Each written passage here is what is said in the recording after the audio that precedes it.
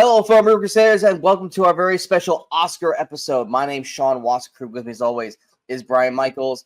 And yes, this is the Oscar show, but it's also the final awards for the Movie Crusaders Awards, as we give our best for the top 5 awards throughout the year, which is really what's most important, and not really the Oscars.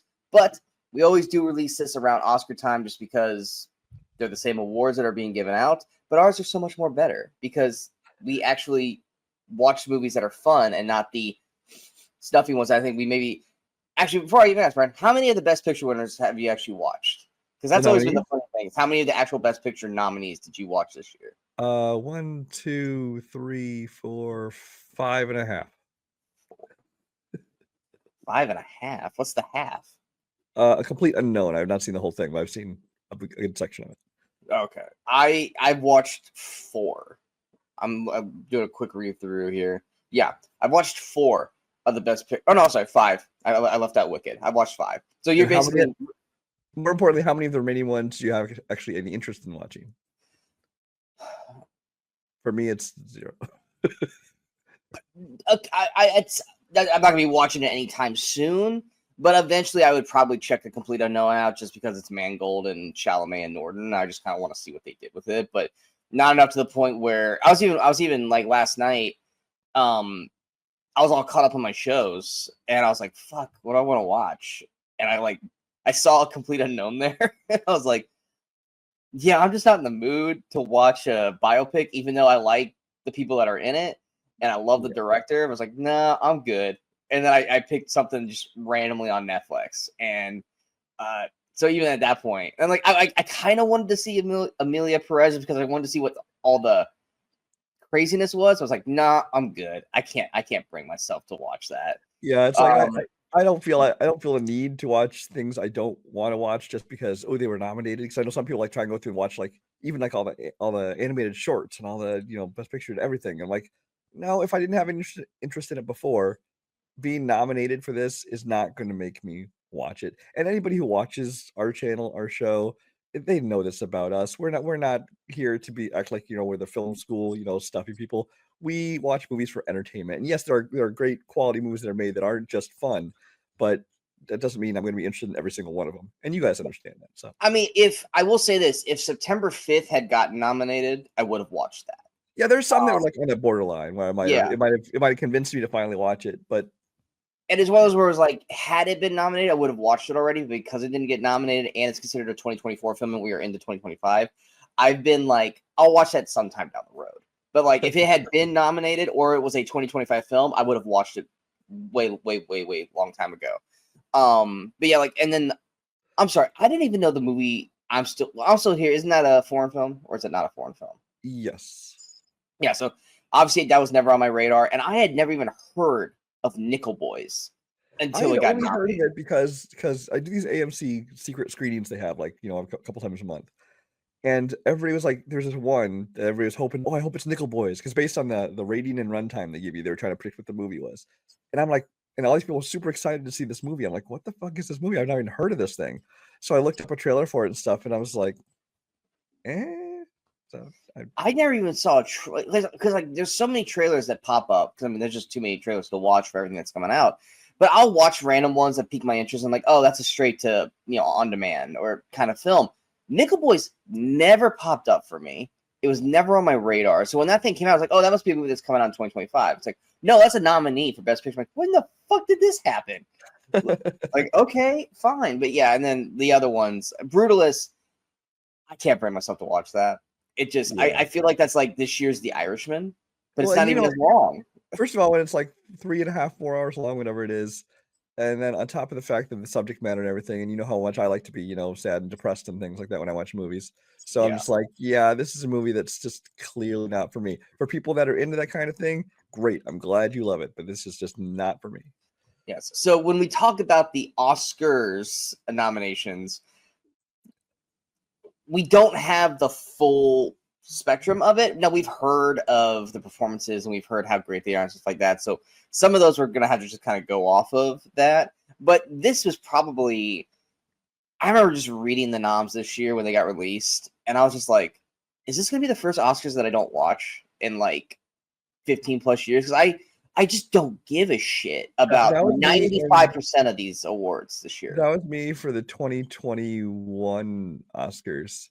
After most of the movies didn't come out in 2020, and it was like very slow, and like Nomadland won everything, and like there was like nothing that year. That's the first year that I started watching it, and I tapped out super early because I'm like, I just realized I don't care about any of the few movies that were nominated. I'm like, Wasn't that so I the year didn't that watch it. Will slapped Chris? No, that was the following year. Okay, because I remember you stopped watching it, and we were talking. And I was like, dude, like this just happened. You're like, well, he deserved it probably. I was like, I don't know if it's a bit or not, but it just happened. And I couldn't remember if it was that year or the year after. But yeah, I mean, there's people that are nominated that I want to see win because I enjoyed their performances. But then it's like, based off of how Golden Globes and SAGs and all this stuff is going, it's like they're not even going to sniff a win here unless it's a complete upset. And then there are some which we'll get to where they're being nominated for supporting and they clearly are the leads of the movies, or vice versa. And it's just like, nope, that should have probably gone to this person, or they should have been in the other categories. But it's just Sunday. I forgot. I was like, oh yeah, we gotta shoot it sometime mid-March. I'm like, oh no, it's this weekend. I'm like, oh shit, Brian, I have to shoot. Because it's just I don't have that. Oh, I'm not excited for it at all, honestly. It's just like I was like, I'll remember like Sunday night. It'll probably be like 8:30. I'm like, oh shit, the Oscars are on, right? It's been on for 2.5 hours already. Okay, anything memorable happen? Because honestly, the only thing that piques my interest, and I know you're gonna go, is Cynthia and Ariana Grande are gonna perform together. Which if it's Defying Gravity, I will watch that because I want to see them perform on stage. Outside of that, I'm totally fine just reading the results, unless something crazy happens and I have to go back and track. Like I'm setting it up to record, but I do not think I'll watch it live. I'll probably just go and fast forward through it all. And yes, call us, like we guys are real movie critics. Yes, we fucking are. But we just like to watch shit that we enjoy, which is why we have the Movie Crusaders Awards, which are the fun awards for shit that we talk about that people actually do enjoy talking about, which is why we will have our own versions of supporting actor and actress, and actor and actress, and the director and film. And you're probably going to go, really? Those are your picks? Yeah, because they were the best performances that we watched this year. And Brian and I watched over 100 films each this year. And those were the standout performances that we saw, that we enjoyed. And these other ones, nothing against them. They're all fantastic actors.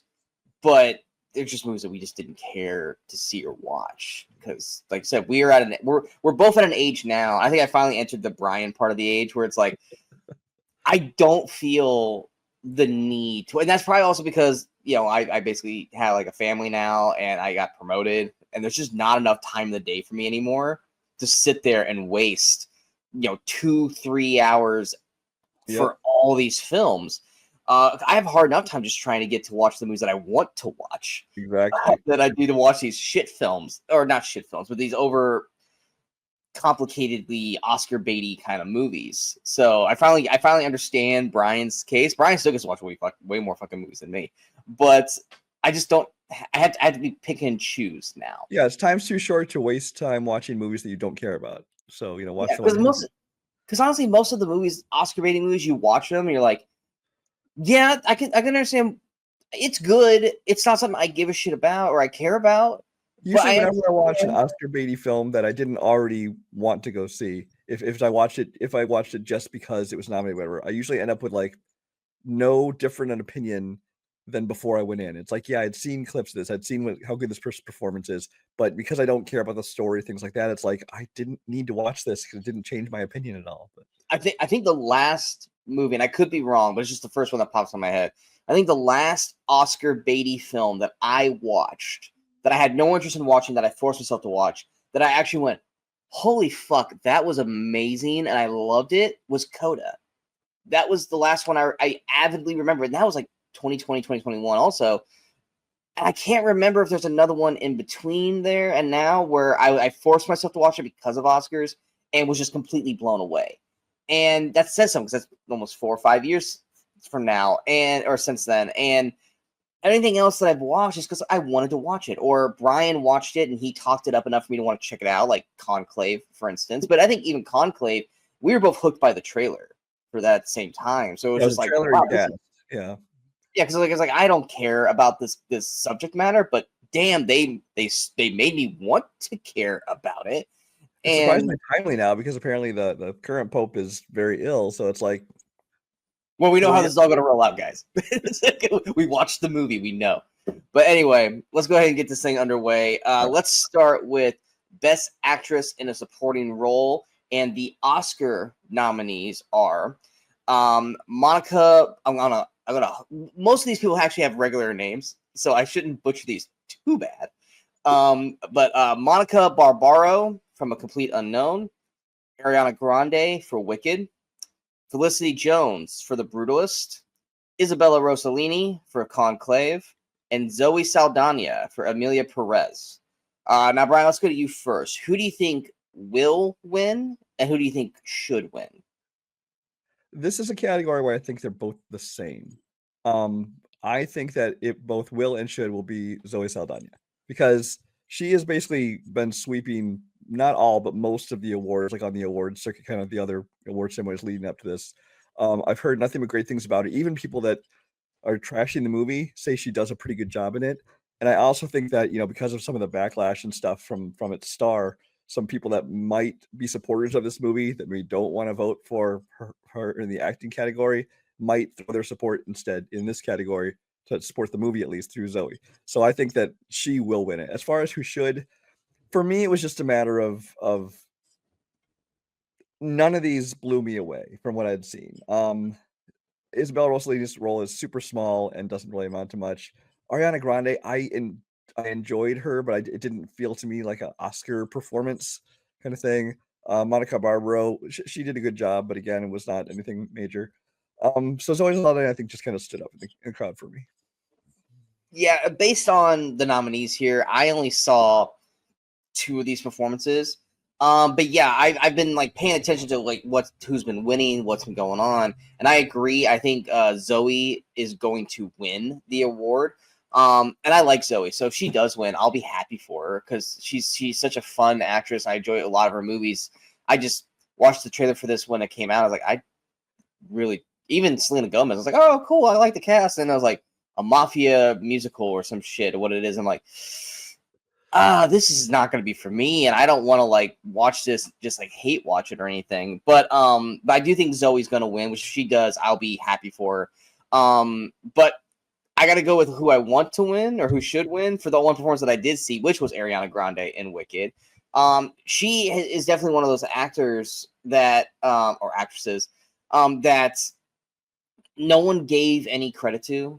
I mean, she did Disney, like I think it was Victorious or whatever it was, and no one really looked at her or paid attention to her as a performer, at least in films. She's just, oh, she's the annoying singer with the very high pitched voice, and tries to sing like Mariah Carey too much and all this kind of stuff. And I even when they announced her, I went into it. I'm like, oh man, I don't like this choice at all. Kind of like how we all felt when Lady Gaga got nominated, or not nominated, but when Lady Gaga got picked to play Harley in Joker's, like, why? But after that first musical number in Wicked, I think Ariana put on a fantastic performance. I believed everything she did in it, and it definitely made me want to see her in more things. But I'm also afraid that she's going to be very much typecast into the same kind of characters in other films. But between those two, I want to see Ariana win, but I would be happy to see Zoe win as well. Next, going to Best Actor in a Supporting Role. Yeah, I'm gonna try to say his name. Yuri Borisov. Borisov. Is that close? I see Yura Borisnov. Okay. It was in the realm. I'll take that. For Honora, Kieran Culkin for A Real Pain, Edward Norton in A Complete Unknown, Guy Pearce in The Brutalist, and Jeremy Strong in The Apprentice. For me, once again, I only watched two of these performances, which was Yuri and Kieran. Yuri, I didn't know of him before Honora, so I can't really say much about his past performances, but I like everyone else in this. I mean, I love Kieran Culkin, and that's even without seeing Succession, because I still have not. It's on like my watch list of like 1,800 things. But I love him and everything that he's done. So I've always been a fan of Culkin. Of course, Edward Norton, Guy Pearce, Jeremy Strong, all three of those guys are great actors. But it's, from what I've seen, it's been a clear sweep almost in every award show for Kieran Culkin. So I definitely think he's going to win. This is that one that we both were in agreement. Like, was he really supporting, or was he really the fucking lead in this movie? Like, I get in the story context of how the movie was portrayed. Mhm. Wow. Eisenberg. Thank you. I want to say Zach. I was like, that's not right. Jesse Eisenberg is clearly, in the story aspect of the film, the main character. But that movie really is about Kieran Culkin. Yeah. That movie is 100% a Kieran Culkin film, so he really should have been nominated for lead. But I think he will win, and I think he also should win, because his performance was fantastic. It's the one performance in that movie that made me want to continue watching it, because I was interested in seeing what was going to happen with his character next. What was it going to blow up on? Because he's such a crazy manic person in that film that he just made you, much like the characters in the movie, gravitate towards him and watch his performance. So that is definitely my will and should win. What about you? Yeah, for me, I kind of felt this is a pretty weak pool of nominees, honestly, for this category this year. So nothing really stands out at me as being like, a phenomenal performance that just has to be rewarded kind of thing. I was more shocked by the Nora nomination, because I was like, that guy got nominated, really? Yeah, I mean, Wasn't anyone else? He's fine. He played the role well, but Fine. again, it doesn't scream, award nominee, Oscar nominee kind of thing. He And spent Guy most of Pearce, the movie just staring at a person. yeah, Guy Pearce I've always liked, and so I'd like to see him win an award, but I haven't seen this one. Maybe he's worthy of it, I don't know. But I think this is Kieran Culkin's Oscar for sure. He's won like every major award. He has like better than 2-to-1 odds going into the Oscars because he's won like everything else. And again, I didn't feel like his performance was, as amazing as everybody seems to be kind of making out to be. But again, that might be in comparison to, like I said, kind of a weak field of nominees this year. Because I like Kieran Culkin. I think he was good in the role. I really think that more and more time I see him, he kind of is evoking that kind of a young Robert Downey Jr., just the way of his mannerisms, the way of speaking and his sarcasm and his humor kind of thing. I think he really kind of has that young Robert Downey Jr. thing to him. And I really like that about him. Is it Oscar worthy? I don't know. But out of these nominees, I think that he will win. And of these nominees, he should win.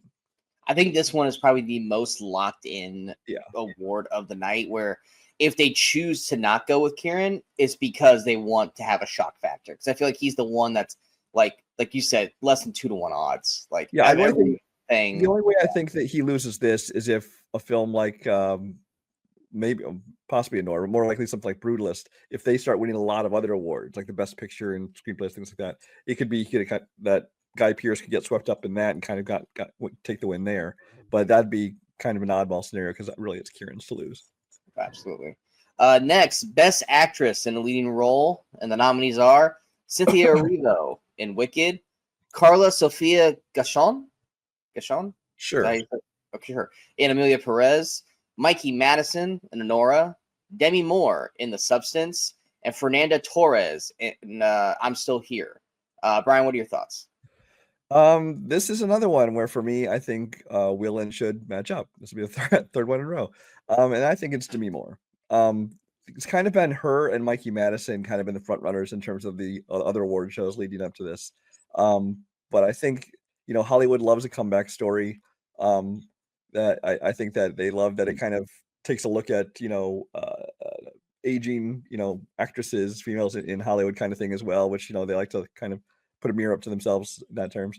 And just the fact that it was a really good performance. I mean, after all this time, Demi Moore has always been a good actress, but this kind of gave her something to like really sink her teeth into, and it's her first kind of major role in a while. And I think she did a great job with it. I would have no problem actually with Mikey Madison winning, so she did a great job as well. Maybe a little shrill and screaming the entire movie, but I just think Demi will win it. Yeah, I've seen 3 of the films, Wicked, Anora, and The Substance, and I don't want Mikey Madison to win because I don't think her performance was anything that special. I don't think she did anything that I think Anora is one of the most overrated films of last year, and I don't think her performance did anything to win. I could see that same performance on Girls on TV, I've seen that performance 1,000 times on Glee when Glee was out. I don't think it brought anything to that role. So I think for me, it's between Cynthia Erivo and Demi Moore. I probably enjoyed Cynthia's performance more because of the movie it was in. But I'm like you. I think Demi should and will win. I think, like you said, comeback story. Demi, I remember watching The Substance and being like, man, I can't remember the last thing I watched with Demi Moore in it. And I was just fascinated by her performance. And it's not even like a big, I mean, it's a big acting role, but she's playing such a quiet, subdued version of the character during that role. And then when the second half of the film kicks in and she goes into that other state, that's when you really go, damn, Demi still has it. She's killing this. And I think she deserves to be on that podium and getting that award at the end of the night. So think and should go to Demi. Cynthia, love the performance, but there's a second Wicked coming out. Maybe she'll be nominated for it again next year, and maybe she'll be able to take the nomination at that point. But yeah, Demi Moore, 100% for me. Really, really hope Mikey Madison does not win, because that is the one movie where I feel like I'm the only. Me and Brian was okay with Honora. I feel like I'm the only person who really just did not get that movie. I don't. I think it's yeah. I am definitely an Honora hater. But next we're gonna go to Best Actor in a Leading Role, and the nominees are Adrian Brody in The Brutalist, Timothy Chalamet in A Complete Unknown, Coleman Domingo in Sing Sing, Ralph Fiennes in Conclave, and Sebastian Stan is in The Apprentice. For me, I only have seen one of these performances. I'm sure Adrian Brody did phenomenal in this. Chalamet, I know, is very competent as an actor, and he's grown on me over the last year. So I'm sure his performance as Bob Dylan was pretty great. Coleman Domingo, if there was a movie out of these that I wanted to see and I just didn't get to, it definitely was Sing Sing, because I love Coleman Domingo. I've been watching him since I saw him on Fear the Walking Dead. He's just such a powerful actor, and I'm glad that this, I think, is his second year in a row being nominated. I would love to see him get a win here. And I'm sorry, I can't just look. I just can't. I love Sebastian Stan. I just can't look at him without laughing whenever I see him trying to beat Donald Trump. And to know that got nominated, granted, like I said, never saw it, but every time I see him, I'm like, that's like that. It's like when you look at Rami Malek for Bohemian Rhapsody. It's like the makeup job. It's just, I'm sorry. It's just like his performance was great in that, but I was like the teeth and everything. I was like, I can't. So for me, who I think will win is probably Brody, because The Brutalist is such a powerful film, and we know Brody's capable of an all-star performance. Who I want to see win would be Coleman Domingo. Even without seeing Sing Sing, I know what Coleman Domingo is made of, and I know what he's capable of. And just based on what the context of that film is, I'm sure he knocked that out of the park. Ralph Fiennes is fantastic in Conclave, but I would love to see Coleman Domingo get a win here. But I do think it's Adrian Brody's to lose. What about you? I think Adrian Brody's going to win. Again, he's gotten most of the major awards leading into this. Not all of them. I mean, Timothy Chalamet, I know, just got was it Screen Actors Guild recently. But I think that Adrian Brody's going to win this one. Supposedly it's great performances. I'm sure it is. He's a good actor. Timothy Chalamet, I felt from the like half of the movie I saw, he was doing a great Bob Dylan impression. Like when he was singing and stuff, he sounded great. But I never felt like he was Bob Dylan. I felt like I was watching Timothy Chalamet on screen singing Bob Dylan. And so I wasn't super impressed with his performance there. Coleman Domingo, I did not see that one. I've heard nothing but great things about his performance. So this is one where, had I seen that performance, I might be more behind him, but I have not seen that one. For me, the one I want to win would be Ralph Fiennes. I think Ralph Fiennes does a phenomenal job in this movie. Like he does in almost every movie he's in. He honestly should have won like 3 Oscars by now, but he has none. And so I'd like to see him win for this one, but he won't. Adrian Brody's going to take it. What were your thoughts on Sebastian Stan? Because you didn't say anything about Sebastian. Oh, it's fine. Again, it kind of like you were saying with Rami Malek. Yes, Rami Malek. Thank you. It felt like he's somebody just there doing an impression of this famous person we know, and it's like Sure, it might have been decent, but I don't see it as award worthy. And honestly, I wouldn't want to award anything that had anything to do with Donald Trump, even just making fun of him. So, All right. Going to Best Director. There's only two names that I don't know how to say properly. But we've got Sean Baker for Nora, Brady Corbett for The Brutalist, James Mangold for Complete Unknown. Any you want to take these two? Corley Fargiet, I don't know, for The Substance, and Jacques Audiard for Amelia Perez. I've seen only two of these movies, which I think we pretty much, it's all the same stuff now, so I think we pretty much know what what we've seen, what we haven't seen. For me, I'm sure Brady is going to win this because I think The Brutalist is going to be that one movie that's just going to start sweeping everything. Who I would want to win would be Corley Fargent for The Substance. The reason being is that she basically almost put in like a David Cronenberg type directorial with the film, with The Substance. It is a movie that has stuck with you after you watch it. I don't think anyone, when this first trailer came out for The Substance, I don't think anyone really paid much attention to it. It was just like, oh, it's Demi Moore in a horror film? Okay. Oh, Margaret Qualley's in it and Dennis Quaid's in it. Okay, cool. And then just what she managed to do in this film, and just the way they used the practical effects and the way they built the story up around, the beauty and, young and old and everything about it. I think she, to me, probably put on at least one of the better directorial choices of these. Now, granted, like I said, I didn't see the other films, so it's hard for me to really argue that. So I'm only going with the one that I did see. But The Brutalist is one of those films. It's not Schindler's List, obviously, but it's getting, every time I see The Brutalist, I get that Schindler's List vibe from it. I know it has nothing to do with the Holocaust, but I do think that's probably going to be the easiest win for him tonight as Best Director. What about you? For me, it was more of a process of elimination, because Amelia Perez, I've heard, is just a mess, and a lot of people don't like the movie. Complete Unknown was fine, but just kind of standard biopic material. The Brutalist, I can't award any movie that has to be like 4 hours fucking long. So it's just like, as a director, you need to cut your story down, motherfucker. The Substance, I think, had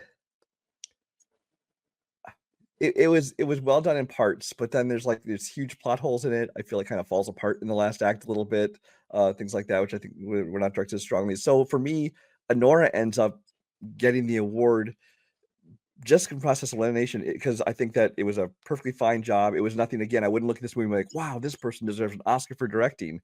But based on the other nominees, I think that it should and will go to Anora. All right, and then Best Picture, the nominees are Anora, The Brutalist, A Complete Unknown, Conclave, Dune Part 2, Amelia Perez, I'm Still Here, Nickel Boys, The Substance, and Wicked. And yeah, for me, like I said, I've seen half the field on this. Probably my favorite movie of them would be Wicked. But for me, I once again gonna kind of stay on the Brutalist train. I think the Brutalist will win the award. Who I want to win would be Dune Part 2. I thought Dune was fantastic. I thought, and I'm shocked that it didn't get nominated for more. I'm shocked that Denis Villeneuve didn't get a director nod for it because of what he did with the film. Chalamet obviously got nominated for something else. I think Zendaya should have been nominated for supporting actress for that film. It's getting all the technical stuff, which is great, but I think Dune Part 2 deserves way more appreciation than the first film got. Because I thought Dune Part 2 was leaps and bounds better than the first Dune film, and Dune Part 1 got way more recognition than Dune Part 2. But that was definitely the one that I think deserves, because out of all these films, like I said, I only saw half the field. I feel like that one was the best in every aspect of what makes it a Best Picture nominee, and that is why I think it will, or I think it should win but I think The Brutalist will be the one that will wins. What about you? Yeah, for me, well, first of all, I think Dune 2 was a victim of kind of recency bias because it was supposed to have come out at the end of the previous year, right in the middle of like Oscar season. Instead, it came out in March of last year, and so I think by the time they got to the end of the year, when all the big Oscar, baity nominees are getting pushed out, that people kind of forgot about Dune, or even if they remember the movie, they don't remember how much what impressed them, things like that. As Well, it much also as doesn't help that online. four of the voters said that they didn't watch Dune Part 2 because they didn't like the first film, which kind of is like, what the fuck, Yeah. So that doesn't help. So I think Dune 2 is not gonna win anything. But of these nominees, I would probably give it to Dune Part 2. And if you know my feelings on the Dune franchise, that says a lot about how I feel about this whole field of nominees again. But I if I was gonna give it to one, I would give it to Dune Part 2. Because even if I didn't enjoy the movie, I could watch the movie. I could see, how well made it was. I can appreciate things. It's like me with things like The Godfather. I can watch and appreciate a well-made film, even if it's not, for me. As far as who will win, this is the one that's kind of a toss-up because like The Brutalist and Anora have kind of been flip-flopping, in different awards shows. I know recently as the Screen Actors Guild, I think it was, gave their equivalent of the Best Picture is their best ensemble cast, and they gave that to Conclave. So it kind of threw another wrench into things.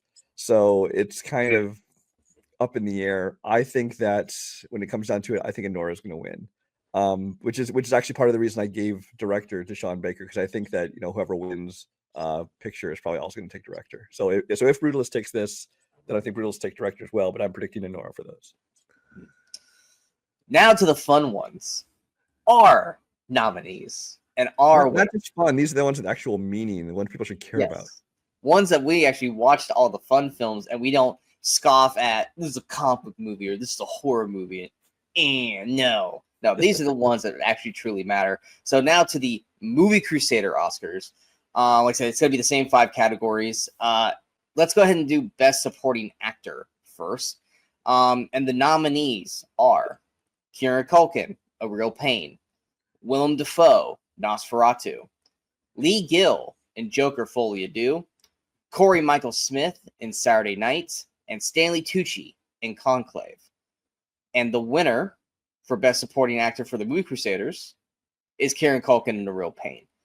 I think all 5 of these performances are fantastic. I think we both just kind of came to a consensus that with everything going on with Kieran Culkin and him sweeping everything, that he probably is the better performance of them. But for me, I was a true champion for Lee Gill. He comes in, does one. He's the epitome of what a supporting actor does. Joker Folie à Deux is a mess of a fucking film. It's horrible. It's boring. It's not funny. The musical stuff sucks. But there's one shining moment in that whole fucking film, and it is Lee Gill on the stand talking to Joker. And Lee Gill, an actor that I never paid attention to, an actor that I never even looked at, more than twice, comes in and just blows me away with that performance. He made that movie feel more than what it was. You loved Stanley Tucci in Conclave. I did. I think Stanley Tucci did a great job in that movie, but I mean, he kind of does in every movie he's in. So it's not like it wasn't a fresh, it wasn't a very showy performance. It's just a super solid, great acting job by him in this performance. But I don't think it gave him enough to kind of really show off, like some of these flashier roles. I think it came down to kind of thing where like we loved all these people. I think the one that we both, kind of agreed that was a really good, solid performance that we should give the award to ended up being Kieran Culkin. Because as much as I wasn't super impressed by the movie, I think his performance was very good. Yeah, and Willem Dafoe was fantastic in Nosferatu, and Corey Michael Smith for Saturday Night. If the movie was about Chevy Chase, lead actor, easy. But he was so good in the parts that he got. Next, we go to Best Actress, and the nominees are Ariana Grande, Wicked, Katie O'Brien, Love Lies Bleeding, Margaret Qualley, The Substance, Rachel Sennett in Saturday Night, and Zendaya in Dune Part 2. And the winner for Best Supporting Actress goes to Katie O'Brien, Love Lies Bleeding. Once again, she was not the main, but she could have been the main or the lead in this film. We both gave her the award on the actual Movie Crusaders Awards for Best Breakthrough Performance. And this was pretty much a locked-in choice for us. Like, we love the other 4 performances, and we all think that they were great in their respective roles. But Katie O'Brien came out of nowhere, and she just owned this movie. Thoughts? Yeah, this came out fairly early in the year, I think. I don't recall when. We said it came out before Twisters, I believe, didn't it? Yeah, it was like March, April. I remember seeing that she was also in Twisters. But yes, this came out fairly early in the year, and I went and saw this. We were blown away by Katie O'Brien, and really for the rest of the year, it was like anything else that we considered for the award was getting compared against her. It's like, is anybody going to knock her out of the top spot? Is what it came down to. And when it came down to it, I'm actually shocked she did not get nominated for supporting actress, especially given the people that did nominate for supporting actress. I'm shocked that she didn't get nominated. And actually, she should have won the actual Oscar, but they didn't. They overlooked it. But she gets our award, which is the important one. Because otherwise, the other ones obviously we think are all solid. We nominated these other 4, but I think Katie O'Brien had this to unlock from the day it was released. Yeah, I agree. She basically was put on the top of the mountain at the start of the year, and everyone kept climbing to catch her, but she just kept knocking everyone out. I was like, yeah, but Katie O'Brien, this performance is still better. It's easy for her to knock him back down when she's 30 feet tall. In the one part of the movie that we hated. Next, let's go to Best Actor, and the nominees are Ralph Fiennes, Conclave, Rafe. Hugh Grant, Rafe Fiennes. It's pronounced Rafe, yes. Damn it! It's spelled Ralph, motherfucker. It is. Rafe Fiennes, Conclave, Hugh Grant in Heretic, Chris Hemsworth in Furiosa, Mad Max Saga, Nicholas Hoult in Nosferatu, and Gabriel LaBelle in Saturday Night. And the winner for Best Actor goes to Rafe Fiennes in Conclave. Now, before everyone jumps on our ass, Chris Hemsworth is definitely the fucking lead in Furiosa with Anya Taylor-Joy. They both spend the same amount of time on screen. They both disappear for long patches of the fucking film. And we were like, is he supporting? Is he a lead? We both kind of came to the sense of he really is the lead actor of this movie, which is why he got nominated. He didn't win, obviously, but he definitely. So before you guys go, that wasn't a lead performance. We both were in agreement that it was. But yeah, Rafe Fiennes, like I said, the only one out of this group that actually got nominated. I think he puts on a fantastic performance in Conclave. Obviously, like I said, I want Coleman Domingo to win the actual Oscar. But in terms of the things that I watched, he, to me, is the best actor of the nominees that were actually nominated for the actual Oscars. Yeah, Conclave, I thought was a great film, and his performance and Tucci's are 2 of the main reasons why it was such a great film. Yeah, I've kind of already talked about my piece on Rafe when I talked about the actual prediction of the Oscars. So I think did a great job. I think he deserved it. That's why I agree with the choice of him here. I will just say for the Chris Hemsworth thing, yes, he's definitely the main actor in the movie. Obviously, the main actress being Anya Taylor-Joy. But Anya Taylor-Joy is not even in the whole movie. There's younger versions of her. Chris Hemsworth is Chris the whole time. So he might even have more screen time than her. I think he does. If we stopwatched it, as we did, I think Hemsworth's actually on screen more than Anya Taylor-Joy. Hugh Grant, he was great in Heretic. That was probably one of the most exciting. He was. That movie actually kind of disappointed me by the end. I mean, I really loved the tone of it and kind of the idea of it, but it kind of went a little off the rails for me. But his performance in that I thought was great. Like honestly, there was a time when I was thinking I might even give him the award, but then Conclave, I think Rafe Fiennes just kind of stood out. Yeah, and Holt, he just put on such I would say exhausting performance. Him and oh god, I'm blanking on her name. Depp.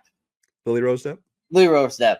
They put on an exhaustive performance in Nosferatu. Like they had to like stretch and go through shit. Like the emotional weight that he puts himself through, especially on those scenes with Nosferatu. I thought he was fantastic. And we both loved Gabriel LaBelle in Saturday Night as Lorne Michaels. We thought he was just amazing in that film. But yeah, definitely Rafe Fiennes definitely takes the award on that one. Going to Best Actress, the nominees are Cynthia Erivo, Wicked, Demi Moore, The Substance, Lupita Nyong'o in A Quiet Place Day One, Naomi Scott in Smile 2, and Zendaya in Challengers. And the winner for Best Actress goes to Demi Moore, The Substance. Nothing's changed, guys. We picked her for Oscars. We're going to fucking pick her for ours as well. What I love about this, and granted, Brian wasn't as high on these as I was, but I love that 3 of our nominees are horror. And I fought really hard. I fought really, really hard for Lily Rose Depp. I really, really did. I wanted her to be nominated, but she fell just outside of the nominees. But yeah, I thought Naomi Scott was phenomenal in Smile 2. We both know, and people who have watched the show know how much I hate Smile. And for me to like just completely do a 180 on it with Smile 2, it's because of Naomi Scott. I thought she was phenomenal in it. And I thought Zendaya was insane in Challengers. I was not prepared. I prepared to watch like, oh yeah, it's the threesome tennis movie. But then as I was watching, I was like, dude, she is controlling every performance in the room in that film. I thought she should have gotten more credit for what she did in that film. And Lupita, that was kind of Brian's champion vote. Lupita's great in everything, but you had to feel for her character in A Quiet Place, and we both thought that she did a fantastic job of doing that. Yeah, I was really pushing for Lupita in this one, and I was okay with we have to pick a winner together, and Sean wasn't as high on her, so I was fine with that. But she definitely deserved a nomination here. As far as the horror thing, yeah, I mean it's kind of funny that we're willing to recognize the things that the Oscars don't want to as much. And on top of the ones we did give, like you said, Lily Rose Depp was just outside the list. I think what's her name, Willa Fitzgerald was just outside Will Fitzgerald was just outside of it as well. So it seems like that's a great place to find some great performances that the Oscars don't want to look at. So. Yeah, I was even surprised. He was like, "Damn, we really loved horror this year," or did we just really love performances? It was a really good year for horror. It was. Yeah. And it wasn't even like the big horror ones. It was like the little ones just kind of came like, damn. Because like, yeah, Will Fitzgerald was right there with Lily Rose Depp about to sneak in, but they just didn't do it. Going to Best Director, the nominees are Robert Eggers, Nosferatu, David Leitch, The Fall Guy, George Miller, Furiosa, A Mad Max Saga, Jason Reitman, Saturday Night, and Denis Villeneuve in Dune Part 2. And the winner for Best Director goes to Robert Eggers, Nosferatu. I feel like this is probably one of the biggest snubs during the Oscars this year. How the fuck did Robert Eggers not get nominated for Best Director? Nosferatu basically ignored largely for the whole award. Exactly, even Best Picture. And I'll talk a little more about Nosferatu when we get to our Best Picture nom. But Robert Eggers did something fantastic with Nosferatu, and it definitely deserved at least a nomination, 100%. Like I said, we already talked about Denis Villeneuve for Dune Part 2 and the Oscar aspect. That's another one. How the fuck did he not get nominated for Best Director? Reitman, I think we both loved how frantic he made everything feel in Saturday Night. We both felt like it was a oh God help me, the guy who did West Wing and it was very Aaron Sorkin-esque, and he managed it perfectly because that movie could have easily fallen apart with all the craziness that happened. We thought he handled everything great in that. And George Miller, I mean, it's George fucking Miller, Mad Max. He just has that eye that he just makes all these movies feel way bigger than they probably have any right to be. Because Brian and I are both in agreement that the original Mad Maxes aren't anything that great, but he has made something fantastic with these Mad Max films. And he got nominated for Fury Road, but not for this one, and I don't understand why. And then, of course, David Leitch, Fall Guy. Brian, take that one away. Well, David Leitch and Fall Guy, and actually with George Miller as well with Furiosa, it's like I think that directors of action movies don't get enough credit because people are like, oh, it's all special effects. It's like, no, you need to have someone there to tell a cohesive story, especially among the chaos that takes place in an action movie. The action has to be able to, be able to follow the action. It has to serve a purpose for the story, which it obviously very much does in both of these, especially in Fall Guy, where being a stuntman and the whole point of the movie. I think that direction of an action movie is criminally overlooked when it comes to Oscars. I mean, an action movie is never going to win unless it's also kind of an Oscar baity story to it. But it's like I think that we choose to acknowledge great directing when it comes to things like Oscar or things like horror with Nosferatu, which again we were kind of shocked it didn't get more nominations across the board, but especially for director, because I mean I've not been a huge fan of Robert Eggers movies, but again just because they aren't my kind of thing. But Northman I really kind of liked, and this one actually is my favorite one that Robert Eggers has done. I think he just does a phenomenal job just in the way it looks, in the way he got the best performances out of his cast, everything about it I really enjoyed. Yeah, and I would like to not a single one of ours overlapped in this category with the actual Oscars. Yeah, exactly. We came up with 5 totally different other directors Yeah. for. Granted, actually no, he didn't get nominated for. I was gonna say John M. Chu for Wicked was one. It was close to us, but he didn't get nominated for a fucking Oscar either. So yeah, I'm even looking at our ones that were on the ball to get nominated, and none of them were Oscar nominated either. So we found 12 directors that we would have picked over what the Oscars picked. Next, going to Best Picture, our nominees are Challengers, Conclave, Deadpool and Wolverine, Dune Part 2, The Fall Guy, Furiosa, a Mad Max Saga, Nosferatu, Saturday Night, Wicked, and The Wild Robot. And the winner for the Movie Crusaders Best Picture film, The Fall Guy. Now, the last few years, it has been, I think this is the first movie that's finally broken our streak. Yeah, our Netflix streak, yes. Yes, our Netflix streak, because every year it's been a Netflix film that has won the award. Last year it was it Nimona? Was it last year? Yeah, and the year before that was Harder They Fall. No. It was RRR. Was that in between? Okay, that was in between. Yeah, it was Nimona, Nimona, RRR, and then The Harder They Fall. And then we didn't have a single Netflix film this year. But yeah, so The Fall Guy. This was a movie. This has been Brian and I's favorite movie since it came out back in April. Everything that Brian had already said about for the director aspect, The Fall Guy has a fun story, great performances, phenomenal stunts throughout the film, great action sequences, and it's just a fun film the whole way through. And what's funny is that we were in a discussion between this and Nosferatu, and our literal thought process was, because we had all these picks before the Oscars even came out. We're like, well, look, Nosferatu's going to get nominated for Best Picture, so let's go ahead and make sure that Fall Guy gets nominated. And then the nominees came, and we're like, oh shit.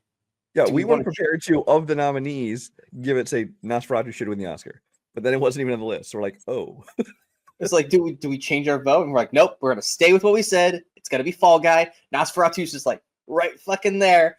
But yeah, all these movies I thought were great. I think the only other film that maybe was close but didn't quite jump in was Inside Out 2. But yeah, The Fall Guy, hands down, was our #1 film of the year. If you guys watched our end of the year best films of 2024, are you guys not surprised by this? Because it won Best Picture, or it won our favorite film of 2024. It naturally was probably going to win Best Picture. But yeah, all these movies were up in our top 10s for the year. Yeah, you can blame me for not having Inside Out 2 on there because I didn't see it, so it kind of didn't feel right to have that in there. But that might have paved the way for Wild Robot to sneak in its place, because at least we've both seen that one.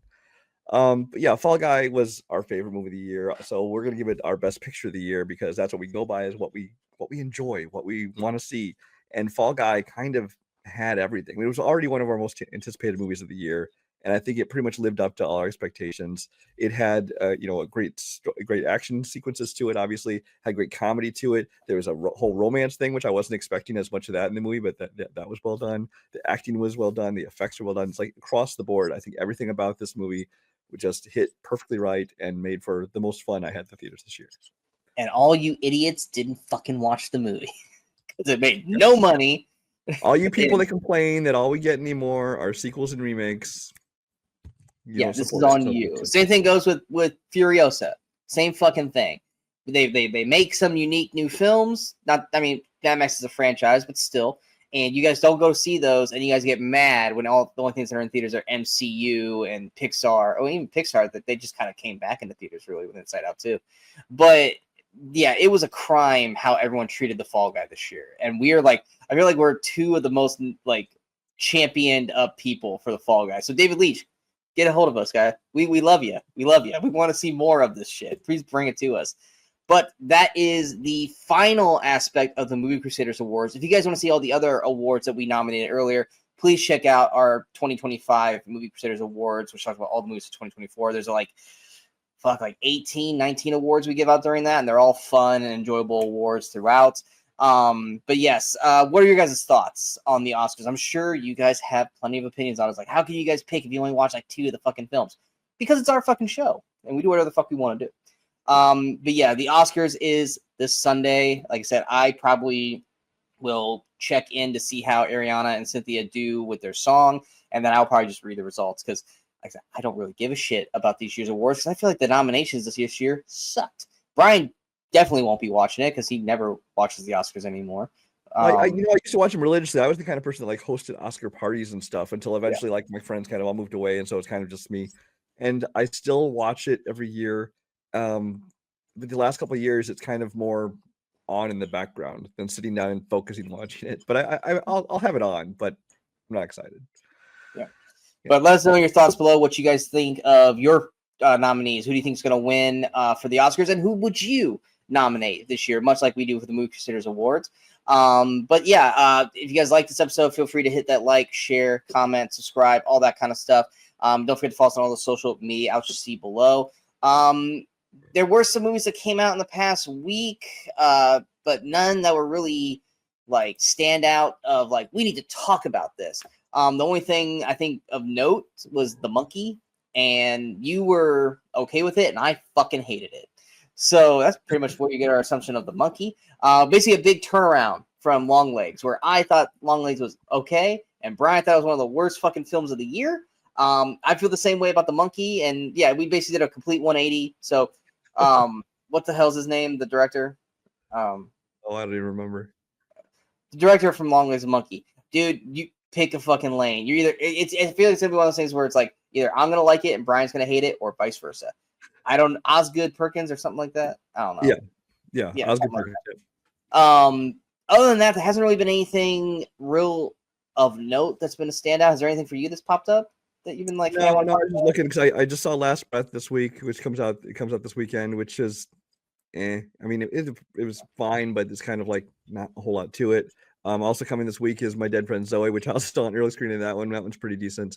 But really, there's a couple weeks here. Although next week we have Mickey 17, which is kind of the big release next week, as well as In the Lost Lands, which is the latest Mia Jovovich, sci-fi fantasy action movie with Dave Bautista's in it as well. But yeah, it's kind of a slow month for a few weeks now.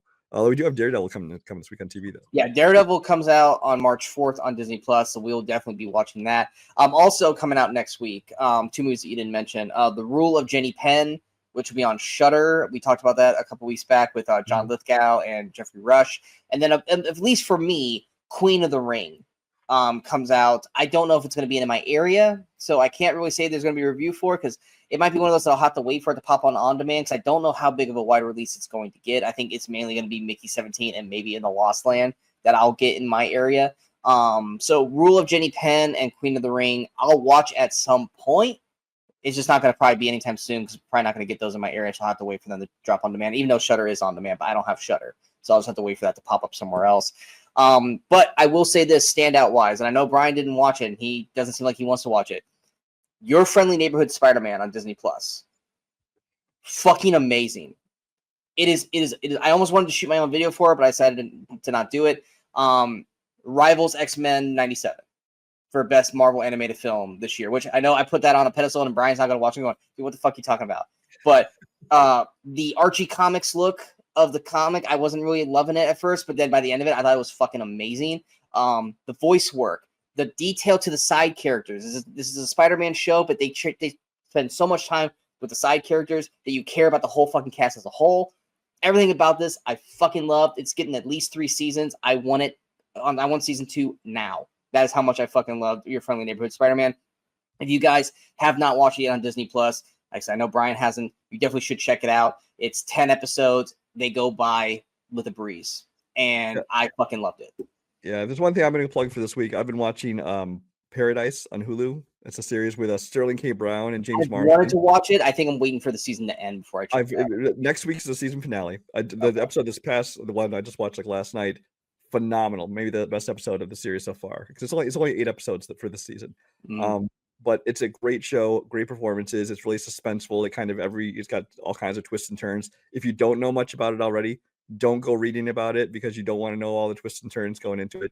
But it's on Hulu, and I think it's really good. And I don't watch a lot of series, so if it's something's holding my attention, it's got to be good. So Paradise. And And Invincible and Harley Quinn, haven't even got to start watching those yet. I'm probably just gonna wait for those seasons to end, and then I'll binge watch them. So I'll probably talk about them sometime down the road near the end of March or April, because I think they both end in the end of March. So like I said, I haven't watched them yet, guys, so no spoilers, please.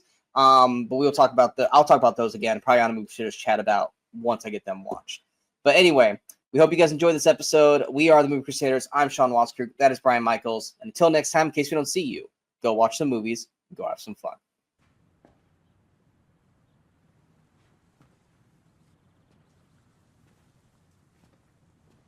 You're still here.